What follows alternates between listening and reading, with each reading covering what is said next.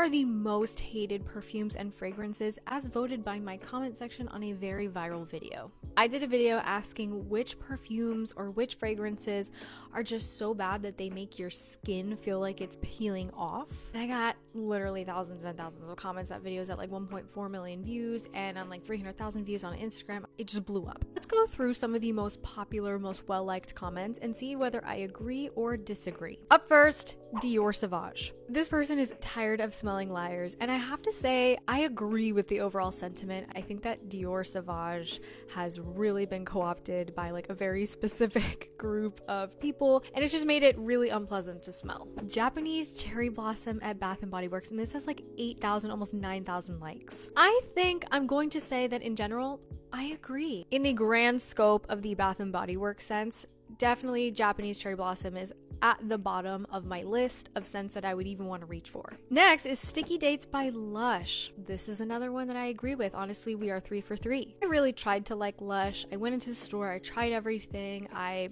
even bought a few fragrances. I had to declutter them. I bought Lord of Misrule and it started nauseating me. It was giving me headaches. It was giving me migraines. Here, I think we diverge. The next one says, anything Sol de Janeiro, this needs to be a social experiment. I love Sol de Janeiro. I think that they have some really, really great scents. Charosa 62 is like my go-to summer scent. Charosa 59 is one of my favorite vanilla body mists. Like, I think that they have a really solid line. Not all of them are amazing, but I definitely think that they have something for everyone. Like, another very common one, I probably got hundreds of comments just saying this, is Chanel No. 5.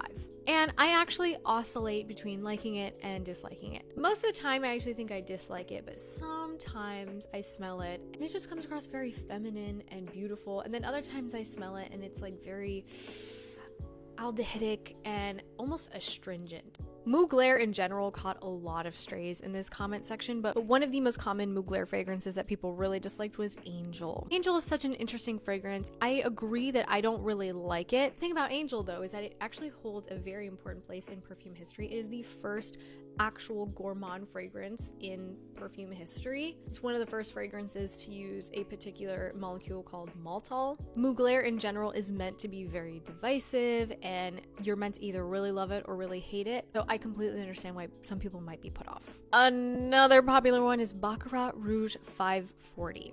And I'm going to say that at this point in my life, I do agree with this one. I think that Baccarat Rouge had its moment, it had its time, but I do think that in general, it got overhyped. Like, actually overhyped. I think that that word loses a lot of meaning, but in this case I think it is warranted because Baccarat Rouge is so easy to replicate because it has such a simple formula. It really does. It has like less than 20 ingredients. It has become its own scent profile that now perfume brands are essentially replicating and building on. So you basically smell the Baccarat Rouge DNA in a ton of popular fragrances. So it's oversaturated. Someone said whatever those high heel ones are. So we are talking about the Carolina Herrera Good Girl line. This was another popular one that a lot of people didn't like, but it's just so interesting to me because I happen to find the Carolina Herrera Good Girl line to be very mass appealing. Like, I don't think that they take too many risks or they go out of the box. It's just like pretty standard good smells. So it's very interesting to me that a lot of people say that they don't enjoy it.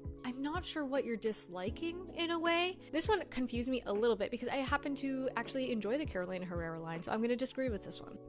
There were so many more fragrances that people mentioned. Those were the ones that I kept seeing over and over and over again.